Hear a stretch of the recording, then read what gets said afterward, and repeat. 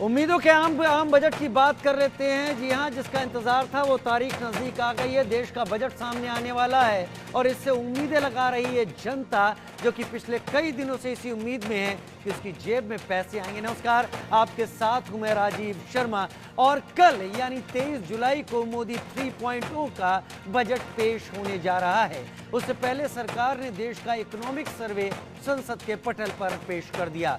आर्थिक सर्वे वित्त मंत्री निर्मला सीतारमण ने लोकसभा में दोपहर 12:10 पर पेश किया। इस इकोनॉमिक सर्वे में सरकार का पूरा focus agriculture sector, private sector और पीपीपी मॉडल पर रहा है। मोदी 3.0 में पेश किए गए आर्थिक सर्वेक्षण में भारत की जीडीपी का जिक्र किया गया। इसमें कहा गया कि देश की जीडीपी ग्रोथ का अनुमान 6.5 से 7% तक है। देश की इकोनॉमी की हेल्थ की पूरी तस्वीर पेश करने वाले इस इकोनॉमिक सर्वे में रोजगार को लेकर डेटा भी पेश किया गया है। इसमें कहा गया कि जनसंख्या अनुपात में ग्रोथ के साथ कोरोना महामारी के बाद से देश की सालाना बेरोजगारी में गिरावट दर्ज की जा रही है। मार्च 2024 में 15 साल से ज्यादा उम्र वाली शहरी बेरोजगारी दर 6.8% से घटकर 6.7% पर आ गई है। सर्वे में कहा गया कि भारत की कुल वर्कफोर्स में से करीब 57% स्वरोजगार कर रही है। युवा बेरोजगारी दर 2017-18 में 17.8% से गिरकर 2022-23 में 10% पर आ गई। सर्वे में यह भी कहा गया कि नॉन एग्रीकल्चर सेक्टर में साल 2030 तक औसतन सालाना करीब 78.5 लाख रोजगार के अवसर पैदा करने की जरूरत है। वहीं निजी निवेश की रफ्तार में तेजी का असर दिखा है, जबकि वित्तीय घाटे में कमी आने की उम्मीद है। इकोनॉमिक सर्वे के मुताबिक रियल जीडीपी ग्रोथ में जबरदस्त इजाफा देखने को मिला है। हम आशा करते हैं कि बजट में कुछ ना कुछ होगा और सबसे बड़ी चीज़ स्टूडेंट्स को जो रिसर्च के क्षेत्र में हैं उनके लिए कुछ ना कुछ रिसर्च ग्रांट बढ़नी चाहिए, ताकि जो इंडिया है, जो हमारे यूथ है, यंग इंडिया है, वो जल्दी से जल्दी आगे बढ़े रिसर्च करके और हम पूरे विश्व में अपनी छाप छोड़ सकें। मैं ये मान के चलूँगा कि सरकार इस बार जो 5 वर्ष का जो बजट लाने वाली है, उस बजट में सरकार को फोकस करना होगा कि किन किन एरियाओं पे वो अभी पीछे रही।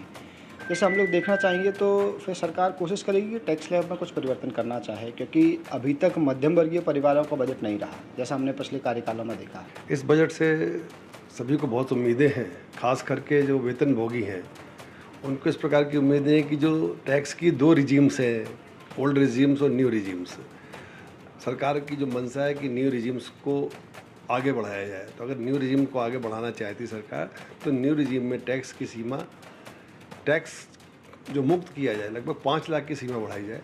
और जो पुरानी रिजीम है उसमें धारा 80C की सीमा बढ़ाई जाए, क्योंकि लगभग 10 साल से एज इट इज़ वो सीमा चली आ रही है। इसके अतिरिक्त जहाँ जहाँ दोहरे टैक्स हैं, ऐसा लगता है कि जीएसटी का भी टैक्स लग जाता है व्यापारी को, उस पर भी थोड़ा टैक्स का भी विचार करना चाहिए कि जीएसटी की दरों को थोड़ा विवेकपूर्ण किया जाए। एक व्यापारी होने के नाते मुझे इस बजट से उम्मीद ये है कि व्यापारियों के हित में रहेगा। जैसे कि मेरा कपड़े का कारोबार है, इस कपड़े के कारोबार में 5% जीएसटी का प्रावधान है। इसको थोड़ा सा कम किया जाए या बिल्कुल ख़त्म किया जाए, क्योंकि इस समय कपड़े के काम में प्रतिस्पर्धा बहुत होने के कारण प्रॉफिट नल बटा सन्नाटा रह गया है। बजट से सबसे पहली उम्मीद तो यही है कि जो पिछले कई सालों से टैक्स स्लैब में कोई चेंजेस नहीं हुए और जिस तरह से महंगाई बढ़ती जा रही है, तो वो देखते हुए लगता है कि इस बार उनको स्लैब में चेंज करना चाहिए, कुछ बढ़ाना चाहिए, जिससे कि आदमी ज़्यादा सेविंग पे भी फोकस कर पाए और टैक्स में जो बचत या इन्वेस्टमेंट कर सकता है वो कर सके। देखिए, भारत सरकार द्वारा जो बजट पेश किए जाना है उसके अंदर हम व्यापारी और आम व्यक्ति की एक ही इच्छा है, सबसे बड़ी इच्छा है कि जो आयकर की छूट की सीमा है वो बढ़ाई जाना चाहिए। जिस तरह से महंगाई का दौर बढ़ रहा है, उसके बाद जो हमारे पे नेट इनकम होती है वो हमारे सारे खर्चे करने के बाद बचती हुई इनकम वो नेट इनकम होती है, और जो खर्चे हम करते हैं उसके ऊपर ऑलरेडी जीएसटी लगाया जाता है। जीएसटी के बिना कोई भी खर्चा आज की तारीख में, चाहे वो सर्विस का मामला हो या कोई चीज़ खरीदने या विक्रय का मामला हो, हर चीज़ पर जीएसटी लगता है। तो जीएसटी देने के बाद अगर हम कोई पैसा बचा पाते हैं, उस पर भी सरकार अगर इनकम टैक्स लेती है तो कम से कम 10 लाख रुपए तक उस पर छूट होनी चाहिए, ये चैम्बर की मांग है।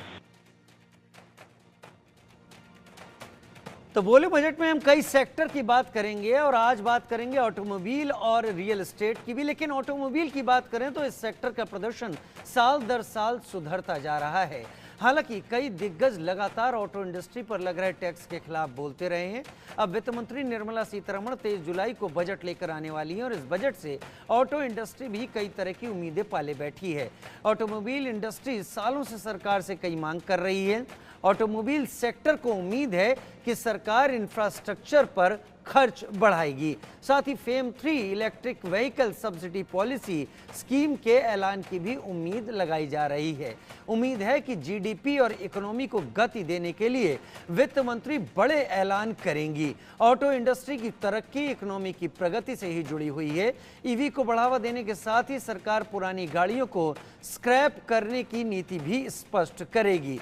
ऑटो कंपोनेंट इंडस्ट्री की संस्था एसीएमए भी जीएसटी में छूट समेत मशीनरी पर मिलने वाली सहायता को बढ़ाने की उम्मीद पाले हुए है। संस्था का मानना है कि यह बजट ग्रोथ को बढ़ावा देने वाला होगा।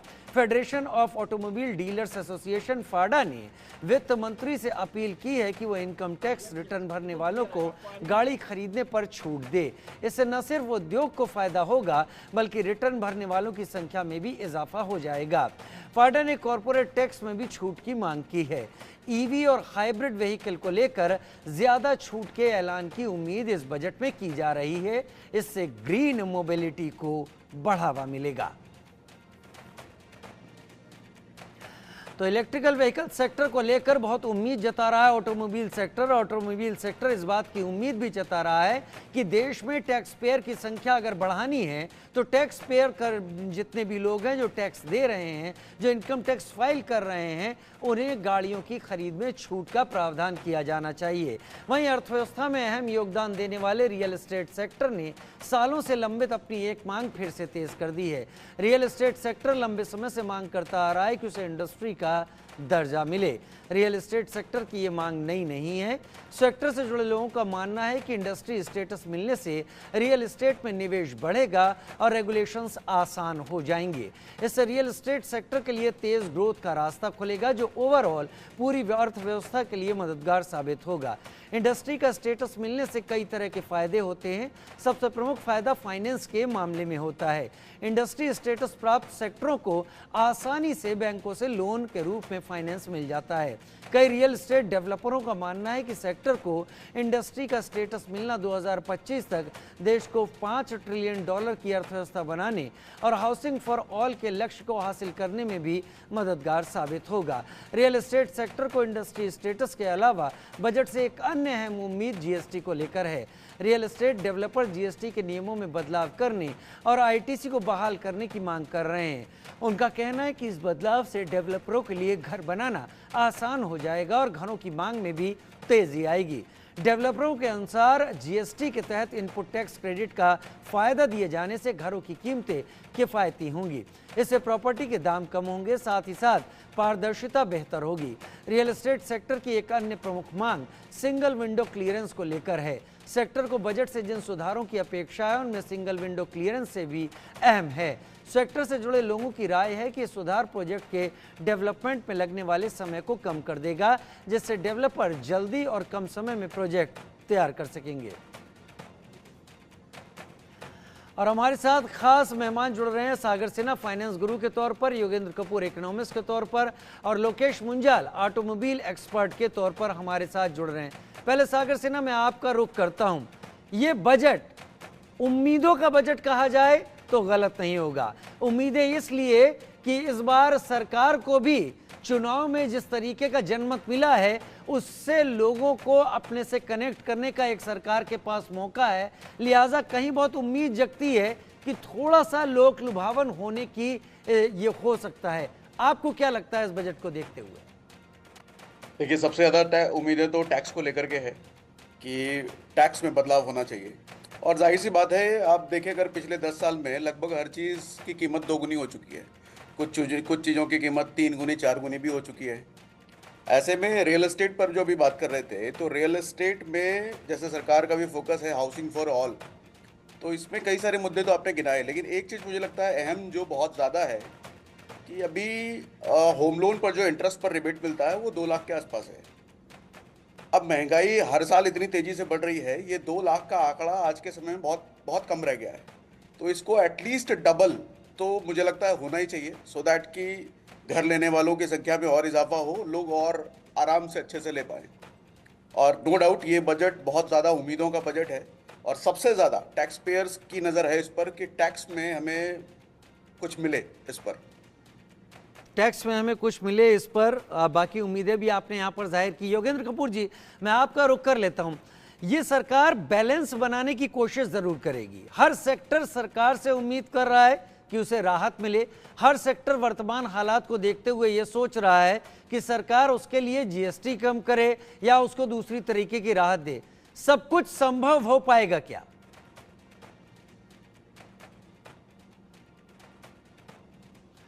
चलिए लोकेश मुंजाल की तरफ मैं आगे बढ़ जाता हूं, और लोकेश मुंजाल ऑटोमोबाइल एक्सपर्ट के तौर पर मेरे साथ इस वक्त जुड़ गए। लोकेश मुंजाल, ईवी सेक्टर और automobile sector, EV developing sector है और फ्यूचर ईवी में ही दिखाई पड़ रहा है। ऑटोमोबाइल सेक्टर क्या उम्मीद कर रहा है, किस तरीके की उम्मीदें?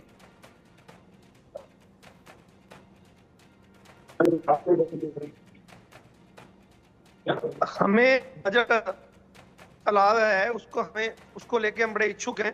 तो हमारी शुभकामनाएं हैं इस बजट के लिए कि हमारे ऑटोमोबाइल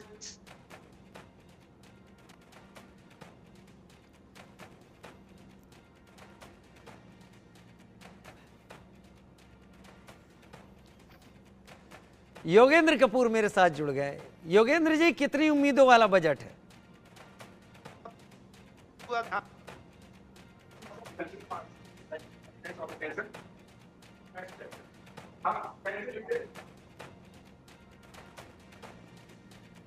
मेरे को आवाज नहीं आ रही आपकी।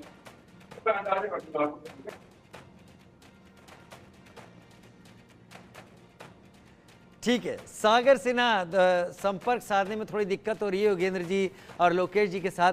सागर जी, हम सेक्टर वाइज चलते हैं। रियल एस्टेट जो डिमांड कर रहा है, सरकार ने पिछला जो इंटरिम बजट आया था उसमें कहा था कि हम 2 करोड़ घरों की बात करेंगे। रियल एस्टेट भी डिमांड कर रहा है, लोग अपने घरों में जा पाएं, इसके लिए वो कौन कौन से प्रावधान हैं जो सरकार इस बजट में कर सकती है? देखिए, सबसे पहली चीज़ तो जो मैंने अभी कहा, एक बार फिर से उसको रिपीट कर देता हूँ कि होम लोन के इंटरेस्ट पर अभी 2 लाख तक की रिबेट है। इस रिबेट को हमें एटलीस्ट डबल तक की एक्सपेक्टेशन होनी चाहिए, क्योंकि महंगाई बहुत तेज़ी से बढ़ती है। अब आप देखें, अगर अमूमन 5% 6% के हिसाब से भी अगर महंगाई का रेट लें आप, तो 10 साल में लगभग सभी चीज़ें डबल हो चुकी है। और ऐसा नहीं है कि सिर्फ 5-6% ही है। आप अगर खाने पीने की चीज़ों पर लें तो 8% 9%, मेडिकल की चीज़ों पर अगर आप जाएं तो 15-15% के हिसाब से भी महंगाई है, मतलब बहुत तेज़ी से है। और इस महंगाई के दर में अगर रियल एस्टेट इंडस्ट्री में हमें और ज़्यादा इसकी ग्रोथ देखनी है, तो आपको जो टैक्स पेयर्स हैं, जो ख़रीदने वाले हैं, उनको रियायत देनी पड़ेगी, उनको छूट देनी पड़ेगी। एक तो ये 2 लाख वाली बात हमने बोली, प्लस जो 60 लाख 70 लाख 75 लाख के घर ले रहे हैं, उनको इनकम टैक्स में कुछ एक्स्ट्रा रिबेट अलग से भी दिया जाना चाहिए, ताकि एक एनकरेजमेंट उनकी तरफ से उन्हें मिले, सो दैट कि वो इतने महंगे महंगे घर ले रहे हैं और ज़्यादा रिबेट उनको मिल पाए।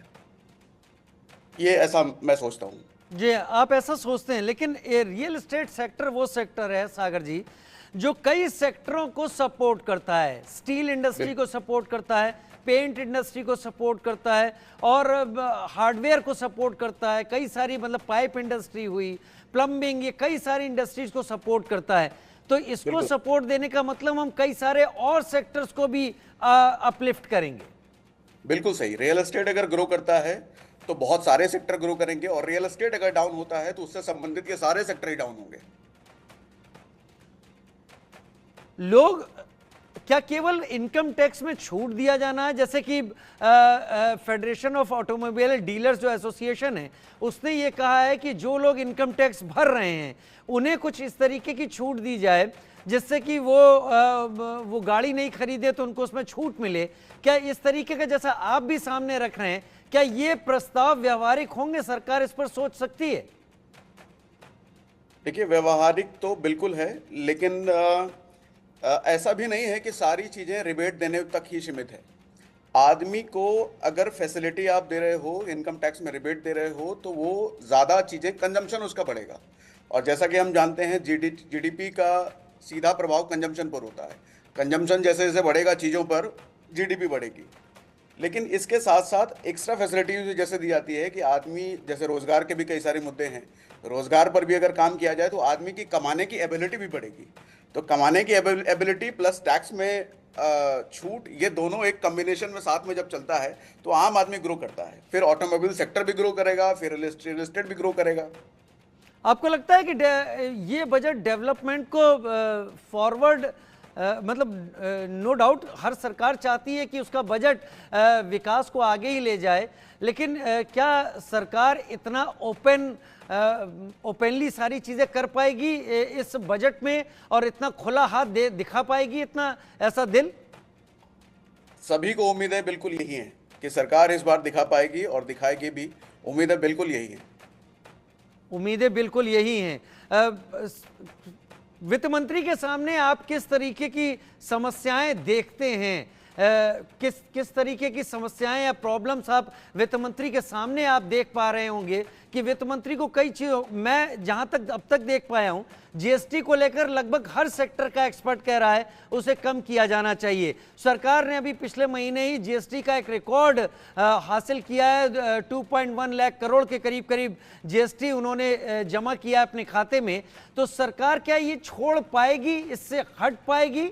विकास, लोगों की उम्मीदों, मजबूरियों को कितनी पतली तलवार की धार पर चलने जैसी स्थिति है सरकार के लिए? देखिए, इस पर कहना मुश्किल होगा। रीज़न ये है कि एक सरकार की तरफ से अगर हम देखें तो डेफिसिट भी उधर है। तो डेफिसिट को भी ख्याल में रखते हुए जीएसटी कम करना मुझे पता नहीं है कितना ये कारगर हो पाएगा। लेकिन हाँ, अगर ऐसा होता है, जीएसटी कम किया जाए तो लोगों को बहुत राहत मिलेगी। क्योंकि आप अगर बिजनेसमैन की तरफ से देखें तो वो एक तो जीएसटी भरता है, प्लस उसको इनकम टैक्स भी भरना है, तो डबल टैक्स से भरता है। और कई चीज़ों में तो ट्रिपल टैक्स भी भरता है। वो चीज़ें खरीदता है तो वहाँ भी टैक्स भरता है, वो जीएसटी भी भर रहा है, वो इनकम टैक्स भी भर रहा है। तो इस पर आई डोंट नो कि सरकार की तरफ से कितना चैलेंजिंग होगा, बट चैलेंजिंग तो होगा क्योंकि डेफिसिट है उधर। और लेकिन अगर हो जाता है तो लोगों के लिए बहुत राहत होगी। ठीक है, हम इस बीच की हम आगे सवालों का रुख अपना आगे बढ़ाएं। जबलपुर मध्य प्रदेश में लोगों का बजट को लेकर क्या कहना है, आइए वो सुन लेते हैं। वर्तमान में देश का जो आर्थिक विकास है, जो ढांचा है, वो बेहतर हो रहा है प्रधानमंत्री जी के नेतृत्व में। और उम्मीद निर्मला सीतारमण जी से है कि पिछली बार की तरह और अच्छा बजट आने वाला है। हम बात करें तो सुरक्षा पर ज़्यादा बात हो, रोजगार पर बात हो, सड़कें और बेहतर हो जाएं, और जो आवागमन के साधन हैं, रेल है या वायुयान है, इस सब पर भी काम हो, ये होना चाहिए, ऐसा मैं सोचता हूँ। सरकार से ये उम्मीदें हैं सर कि सरकार हर महंगाई जो बढ़ी है, जो गैस के पेट्रोल के भाव है, इस पर भी ध्यान दे।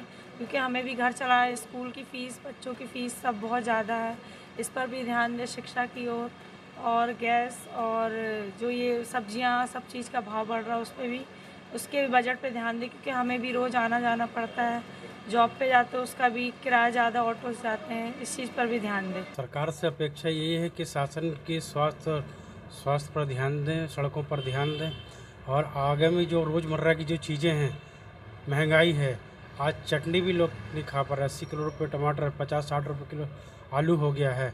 और भी जो रोज़मर्रा की चीज़ें हैं, इस पर सरकार का ध्यान आकर्षण करना चाहते हैं। बेरोजगारी कम होनी चाहिए। 1 रुपये किलो में जो लोगों को बांट रहे हैं, हमें मजदूर नहीं मिल रहे हैं, हमें मकान बनाने वाले मजदूर नहीं है, हमारे को शोरूम में रखने के लिए लोग नहीं हैं। 20-20 हज़ार रुपये मांगते हैं, क्वालिफिकेशन कुछ है नहीं, एजुकेशन के नाम पर कुछ दे नहीं रहे हैं।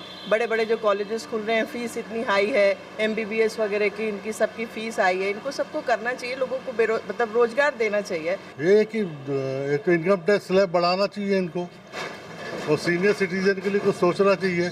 EPF पेंशनर्स के लिए जिनको कुछ भी नहीं है, 500 रुपये, 700, 1000 रुपये, 1200 रुपये आप पेंशन देते हो, हमारा लाखों रुपए जमा है, उस पर गवर्नमेंट को सोचना चाहिए कुछ। देखिए, पिछले कई वर्षों में हमने देखा है कि सरकार ने काफ़ी जो है ना हेल्थ केयर सेक्टर की तरफ काफ़ी ध्यान दिया है, लेकिन हम चाहते हैं कि इसको और बढ़ावा मिले। जैसे सबसे पहले हमारे पास ये जो मेक इन इंडिया का मुहिम जो सरकार ने चलाया है, हम चाहते हैं इसको हेल्थ केयर में और ज़्यादा एक्सपेंड किया जाए, ताकि जो पेशेंट्स के लिए जो इम्प्लांट्स और डिवाइसेस वगैरह जो हैं अभी जो बाहर से आती हैं वो सस्ते दामों पे मिल सके। लोकेश मुंजाल भी हमारे साथ ऑटोमोबाइल एक्सपर्ट के तौर पर जुड़ गए हैं। लोकेश जी, सरकार वित्त मंत्री निर्मला सीतारमण जब बजट पेश कर रही होंगी, ऑटोमोबाइल सेक्टर किन किन मुद्दों पर सपोर्ट चाहेगा? ईवी के रूप में फ्यूचर हमें दिख रहा है, तो उसको लेकर भी क्या सोच है? राजीव जी, हमारी सोच बिल्कुल स्पष्ट है। ऑटोमोबाइल सेक्टर में हम ये चाहते हैं कि जिस तरीके से पुरानी गाड़ियों को स्क्रैप करने वाली नीति को अभी तक क्लियर नहीं किया गया, उस नीति को भी क्लियर किया जाए। जिस तरीके से ITR भरने वाले जो लोग हैं उनको भी गाड़ी खरीदने में छूट मिलनी चाहिए। कुछ हाइब्रिड गाड़ियां जो हमारे हिंदुस्तान में अब काफ़ी चल रही हैं, माननीय नितिन गडकरी जी के उससे काफ़ी डिमांड है हिंदुस्तान में देखे तो उसमें भी हम चाहते हैं कि भाई हाइब्रिड गाड़ियों में भी ज़्यादा से ज़्यादा छूट मिल सके। जो लोग पेट्रोल और डीजल की गाड़ी छोड़ के हाइब्रिड गाड़ी को यूज़ करें। अगर हम दिल्ली में रहते हैं या दिल्ली के NCR के इलाकों में रहते हैं, तो जिस तरीके से पोल्यूशन की समस्या है, तो हाइब्रिड गाड़ियों से इस समस्या को कम कर सकता है। ACMA में जो GST की छूट है, उस पर भी हमारी पूरी नज़र है कि क्या सरकार, भारत सरकार हमारे लिए क्या करना चाहेगी। जो FAME 3 की स्कीम पे भी हमें उम्मीद है कि अच्छी तरीके से उसमें लाया जाएगा। तो यही मेन हमारे सुझाव आपके माध्यम से हम देना चाहेंगे केंद्र सरकार को। राजीव जी, यही कहना चाहूँगा मैं अपने बात में। क्या ऑटोमोबाइल जो सेक्टर है ये डिपेंड करता है कई एक फैक्टर्स पर, उसको लेकर क्या आप कुछ सरकार से उम्मीद करेंगे? टैक्सेस हैं इसके ऊपर, GST की बात है, कंपोनेंट्स हैं, वो सारे इसकी कॉस्ट बढ़ाते हैं, तो इसको लेकर आप क्या उम्मीद कर रहे हैं? बिल्कुल बिल्कुल राजीव जी, यही उम्मीद कर रहे हैं कि हम जिस तरीके से जो टैक्स है GST की है और जो अपना ITR भरने के बाद जो इसमें रिबेट मिलती है, वो सब चीज़ मिलनी चाहिए हमें। जिस तरीके से सेकेंड हैंड गाड़ियों पे टैक्स जो लगाया जा रहा है, हम चाहते हैं कि वो कम से कम लगाया जाए। जो मिडिल क्लास लोग हैं वो इसकी सेवाएं ले सके। तो हमारी इन सब पे ही बड़ी पैनी नज़र बनाए रखी हमने। हम उम्मीद करते हैं, आशा करते हैं कि आने वाला कल हमारे सबके लिए, हमारे भारत के लिए, हमारे देशवासियों के लिए खुशी का दिन होगा। सबसे ज्यादा कौन सी चीज ऑटोमोबाइल सेक्टर को बूस्ट देगी इस बजट में अगर पूरी हो जाए तो? मेन टैक्स पे जो डिबेट मिलेगी, जो उसको कम किया जाएगा, उससे ही एक GST की जो छूट है, मेन जो GST की छूट है, अगर GST की छूट पे ध्यान दे भारत सरकार, तो हमारे लिए बहुत महत्वपूर्ण दिन होगा। आपको कितनी उम्मीद लगती है? सरकार के पास कितनी गुंजाइश आपको दिखती है? उम्मीद तो सभी करते हैं, लेकिन गुंजाइश आपको लगती है सरकार के पास है? निश्चित रूप से हमें गुंजाइश लगती है और हम पॉजिटिव तरीके से सोच रहे हैं। भारत सरकार के साथ हैं हमें पूरा विश्वास है कि वो इतने बड़े सेक्टर पे विशेष रूप से ध्यान देगी और हमारी जो मांगे हमने लिख के भी दी हुई है उस पर ध्यान करेगी। चलिए, बहुत शुक्रिया, आप लोग हमारे साथ जुड़े। और उम्मीद अब यही है वित्त मंत्री निर्मला सीतारमण के पिटारे से दोनों सेक्टरों की या इकोनॉमी को लेकर, लोगों की उम्मीदों को लेकर किस तरीके की चीज़ें बाहर निकल कर आती हैं। नज़र तो सैलरीड क्लास से लेकर बिजनेसमैन सभी की इस पर लगी हुई है, किसानों से लेकर व्यापारी सभी की लगी हुई है। एक छोटा सा ब्रेक ले रहे हैं, बहुत जल्द हाजिर होंगे।